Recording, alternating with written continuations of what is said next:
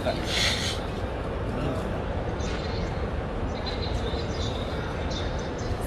عليكم ورحمة الله وبركاته.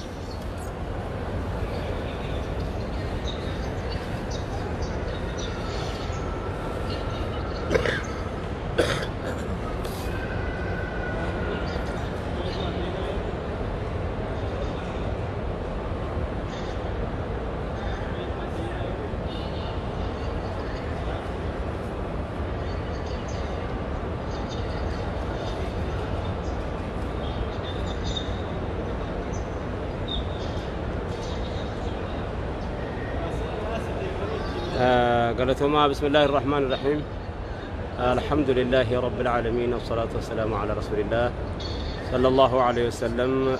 بقنا قانجرات تاني بقى الرقيسني حرم ربي كيس جرة كانوا ما في رقاق باباوي سني دبرسو بربان جزاكم الله خيرا. بسم الله الرحمن الرحيم. الحمد لله رب العالمين والصلاة والسلام على رسول الله وعلى آله وصحبه ومن والاه. إجا دعوتك إن كذا جموني بكجر تنيت نجني ربي يسنادك كبوجتشا كبويا كلي سر رجال كبي سوشيال ميديا كنرتي وانت تكو واني حسام يجرو في واني دربا جرو جرا إني كن ميس أندرستاندينغي وبنو فعلات كقبة ميدا كليسا أنا أستاذ رايا أستاذ حيدر تاني مكتي أمسي قدا كان دبر سنة كجرا أمسي كنيمو قدي أكاتا جدامو بربادت تينو بتمني قدا نتنا جامع إبسودان وجولة كينيا كان هيدمان كان بيا دينغدا برغادر جنرال كمال جلشو كيبل وداف مكتي والجهن مدنو نسام مدتسون مدنو سري أكنتين نمني وان كنامو هركا كيسا كباتو سيو جراتي موتما ساتو نمدون فاساتو موتما بيا كنا ساتو أديم سيسا سري تو أبو إبسودان يادا دادا وان نمني جراجرو بتامير قاد أولتفونه غرين توكو وانا كسي جراجرا غرين كونيمو وانا كنا جراجرا كنجد وان سدي كيستي كان كباتي توكوفاني قددو دقامي إبسودا لما فاني نجدو تجراجرو ما نكون أممني ورمودا أممني إسلاما وبلوم ما نكون ديجمني ترتيبا هاديم نودا سدفان يعني جراجرا كأجر وان تيف يسيسن إن جاءكم فاسق بنبأ فتبينوا جنات والناس الرجال عن هاديمو يا دجال الركانة أستاذ رأي اللي يسمى سندي سني أكاتان هبنو نساء أكبرات فلتمي على السوشيال ميديا رت جارين توكوس جارين كانين أبليين كن نجار براجر نمو يا ده هبنو براتين فعلا والدوك دما وانجروف أكسيت نوبتنا أكسي سنجنة جلكابو مايو دام سكنا دبر سوداف قدنوت أجامي دبر سينمالي يا ده براتي مكان دبر سين أستاذ نللي أكس جراني إنسان الرادة جيتو من أستاذ رايا اسمه كنا بلينان أمتك إنان وانجة شوبر بعدني في وانجة تنسن الردي بيامي دقيق فتمي الردي بيامي وبنون سني بكاس ريتا أكا قالوا يا دجل وان كمنو في أستاذ رايا مالجتا قالتهما حواسني كنجل كبا حواسني كينيا قالتهما نسنين جدا مالي في ونن قالتهما سنين جدو في yoo kootummaadhaaf namni namaan hin jedhaa garuu gabaa keessatti hin jedhu bakkeetti hin jedhu yoo maaluu jedhaa oolesi ankan isaati yeddena geessuun qabu haa ta'u malee immoo qabama uummata kanaa gammada namni naan jedhu diinni illee jira natti hin fakkaatu yookaanis immoo waan uummata kanarra ga'e irratti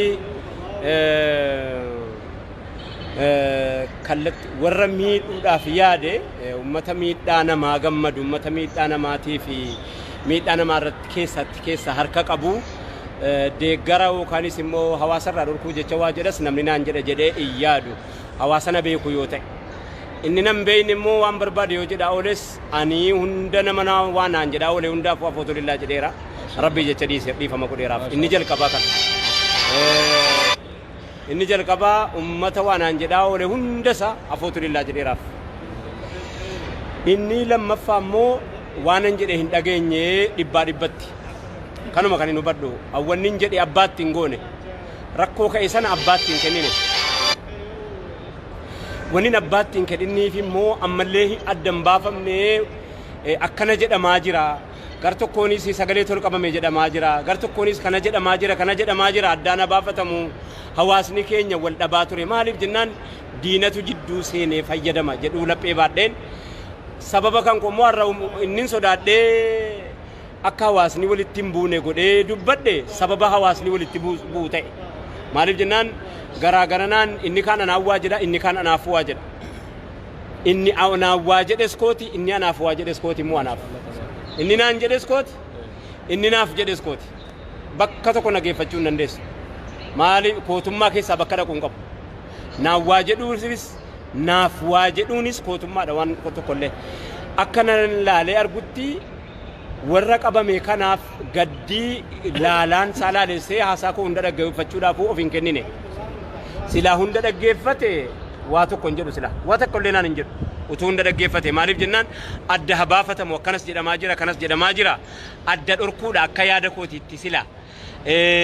Ammoo wanni nama gaddisiisu wanni waanan jedhe sana faallessu tokko immoo jira. Wanni waanan jedhe sana faallessu keessaa tokko maal inni wanni nama shakkisiisu jechuudha. Waan mattumaa harka namaa keessa jira waan gara nama jechuutti nama geessee warra naannoo sanatti argame laalessu tokko hin jira. Fakkeenyaaf yoo fudhannee jenne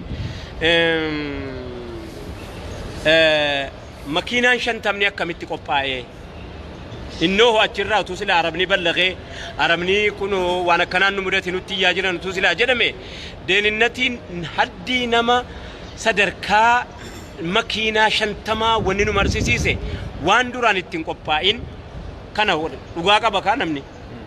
Maaliif gadde yoo jettanii namoota qabaman sana jala maatiitu jira. Laalaan maatii isaanii maatii raayyaati miti naan jedheeti miti wanni namni har'a wal lolaa ooleef. Laalaan jara sana laala raayyaati miti jedheeti miti. Jennaan misunderstanding akkaataa inni itti hubateetu haasaa dhaggeeffatee fixuudhaaf of hin kennine of hin qopheessine.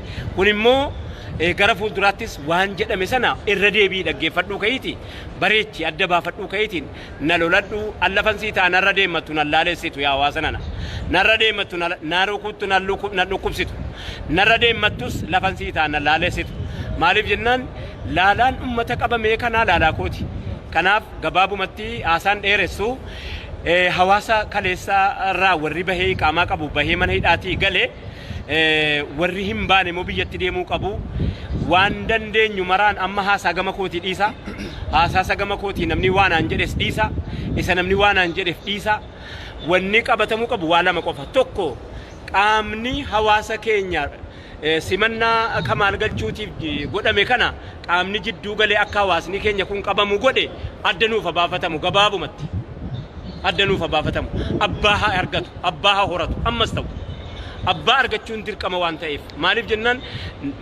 nama tokkoof jecha namni miiliyooniin tokko tuqamuu hin qabu walloluus hin qabu hawaasni keenya ofiifuu madaa kaleessa wallolaa ture keessaa reef dhufe as gaa waan ta'eef abbaa haa argatu qorannoon jabaansaa gaggeeffamee eenyutu keessaa harka qaba arabni inimti waan irratti ta'ee jiru kana inimti arabni wallahi laazim inimti akkatti himtu qabdi waggaa sadan darbee gaafa nu qabamnee jennu abbaa arganneerra nuti abbaa nu qabsiise arganneerra hubanneerra waraqaa tawqiyaa jarriinu irratti mallatteesses arganneerra nuti akkuma sanatti namni namoota keenya maatii hadha dubartoonni hadha qabaman hundi si ilmaan qabdi isiin hootu haadha ilmoo irraa qabamte ilmoon mana teessee akkasinitti jirtu nama ilmoo qabu qofa beeka ilmoo mana harmarraa cittee haati mana hidhaa keessa jirtu sana rakkinatu duris as fide ammas rakkataa galaa jirti jechuudha kanaaf rakkina kana namni irraa qooddataa jiru namni akka maatii rakkataa jiru hin jiru kanaaf maatii haati sababa isii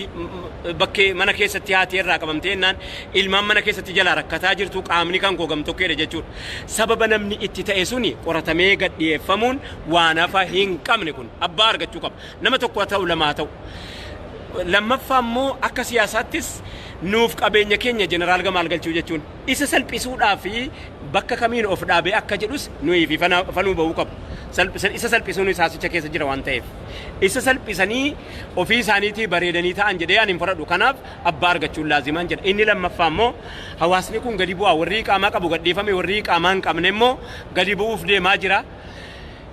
Kanaaf lola lammaffaatiif akka inni nun afeerre hawaasni kun akka gargaarsaatti bira dhaabbannee simannaa gaarii goonee fi bakka itti gochuun dirqaman hin jedha. Isa gama kootii isin hin dhibin. Isin hidhamte narraa citte waan ta'eef ana na laalessiti abbaan barbaade waan barbaade naan jechuu danda'a. Laalate irraa ka'ees immoo naan jechuu danda'a. Kanaaf yumkin namni tokko laalaan jara hidhame sin laale sin naan jechuu mala nan beekuuf naan jedha. Kanaan jennaan ani hunda keessaniifuu afootu silillaa sinii jedheera. Gabaabumatti dubbiin kun hamma inni abbaa argatutti eega waan nama shakkisiisu kanarraa ka'amee har'as waliin haasofneerra garee qindeessitoota warra magaalaa Makkaatti simannaa Kamaal Galchuutiin wal qabee hidhamee hidhaa keessaa ba'e wajjiniin haasofneerra. Wanni nuti haasofne abbaa haa argatu. Amma yoomitti ishii bor namni yennuu du'e akkamitti wal awwaala. Magaalaa kana keessatti Makka keessatti namni bor akkatti walitti qabamee wal awwaaluu hin qabu. Yoo cidha walii qabe akkatti cidha walii dhaquu hin qabu. Yoo wal waame akkatti wal simatu hin qabu. Kanaa jennaan gabaabumatti hawaasa keenya kan walirraa fagaachuudhaaf nama lama sadii jecha gargar godaanuudhaa deemu kan walitti fiduudhaaf irratti haa hojjetamu. Isinin jedhaa fajazakumullahu khairan warri waan aan jettan hundi keessanuu assalaamu alaikum warri naaf jettanis warri naan jettanis marti keessanuu an keessan ta'uu hubadhaa isin immoo yoon keessan ta'uu baadhes isin koo ta'uu naa hubadhaa. Assalaamu alaikum wa rahmatullahi ta'ala wa barakaatuh. Kanatti aansee Ustaaz Haydar yaada qabdan ni dhiyeessitu. Iddoon jirru harama rabbii keessa Kaabaa dura jirra. Wanni haasofnu kun laalaan akkuma isinitti dhaga'amu nutti san caala dhaga'ama jennee abdanna. Kun immoo waan baratamaadha. Fakkeenyaaf nu gaafa asii bilbilanii paaspoortii nurraa guursisanii biyyatti akka asitti hin deebine godhan sanii tokko isaatiin jala deemnee eenyu akka barreesse, eenyu akka barreessisiise, eenyu akka ergee hunda isaa jala deemnee arganne jechaadha. Kuni salphaadha. Homaa rakkina hin qabu. Harki namaa keessa jiraannaan salphaadha. Isuma harka namaatti kenne santu deebisee nutti illee hime jechaadha. Abalutti akkas jedhee, abalutti akkan godhee, abalutti isin waraqaa nutti fidee jedhanii mallattoo wajjin nuu kennan jechaadha. Gaafa dheengadda waggaa 3 har'aa mudannoon hidhaa sun uumames kophaa yaasanii nama 3 keessa Sheekh Sultaan Amaan, Ustaaz Haydar, ana isin 3 hin barbaannu jara kana qofa nutti kennan jedhaniituma nutti deebisanii waraqaa waliin fudhanne jechaadha. Istiikara jaraa mahatama jaraa wajjin rakkina hin qabu. Ammatti garuu waldhabbiin akka hin uumamne ummanni islaamaa akka waliin dhabne, obbolummaan akka waliin dhabne, oromummaan siyaasaa ol ta'uu isaa, obbolummaan islaamaa immoo waa hunda ta'uu isaa, laalaan ilmaan obboleeyyan kennaa guutuun isaa laalaa kenna ta'uu isaa, asii fi biyyattillee gargaarsi barbaachisaa ta'u godhamee osoo namni sababa kanaanillee walitti naqamee qarshii wal jalaan nyaatiin sababa kanaan waliin godhin ilmaan isaanii akkamitti galuu danda'anii warra galu, warra asii akkamitti gargaaramuu danda'anii kan jedhu irratti hubatamee karaa barbaachisaa ta'een isin wajjin taanee gargaarsa barbaachisaa ta'e godhuudhaaf dhaamsa san dabarsinee. Kanaaf wanni jettan yoo jiraate Ustaaz Haydar dhaamsa gabaabduu nu kennisu. Bismillahir Rahmanir Rahim. Haqiqaatti wanti ibsamu amma ustaazonni lachuu ibsaniiru. Ani wanta jechuu barbaadu al tokko waan namni jedhe kana akka ofiitti osoo hin ta'in fahamuu kan qabu akka nama waan kana dubbatee ta'aniitu fahamuu barbaachisaadha. Akka itti hubachuun barbaachisaadha. Haasaa nama tokko eenyu yoo haa dubbatu haasaa namni dubbatu kun haala namichaa ilaalanii iddoo sadarkaa namichi sun jiru ilaalanii kaayyoo namichaa ilaalaniitu hubatamuu qaba malee haasaan tokko qobaatti luqqaatee yoo hubatamtee gara kootti nama geessuu danda'a sichumattu jechuudha. Kanaaf hubannoo kana haasirreessiru. Haasaa jalqabaa haasaa dhumaatii fi kontekstii waan kun itti dubbatamee taa ilaalamu. Kan biraa nuti kaleessa